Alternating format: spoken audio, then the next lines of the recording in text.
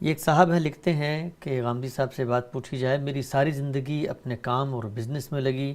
Family اور بچوں کو پالنے میں زندگی گزر گئی، نماز بھی اس طریقے سے میں نے ادا نہیں کی، لیکن اب کچھ شعور بیدار ہوا ہے،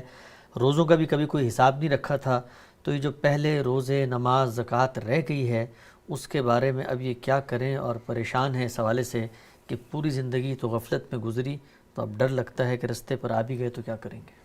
نہیں، اللہ تعالیٰ نے اگر توفیق دے دی ہے تو فرمایا ہے قرآن مجید میں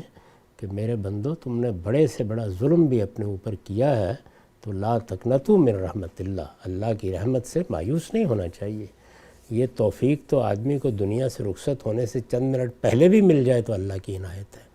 تو اگر یہ توفیق مل گئی ہے تو توبہ کریں، استغفار کریں، اور اگر پیچھے جو کچھ کوتاہی ہوئی ہے اس کا ازالہ ممکن ہو تو کرنے کی صحیح کریں۔ مثلا روزوں کے معاملے میں تو یہ صاف واضح ہے کہ فدیہ بھی دے سکتے ہیں، اگر اللہ تعالیٰ نے ایسے اسباب دیے ہیں، آپ اس پر قدرت رکھتے ہیں، اس کی استطاعت ہے تو یہ بھی کر سکتے ہیں۔ اسی طرح نماز آپ پڑھ رہے ہیں تو آپ نوافل کی جگہ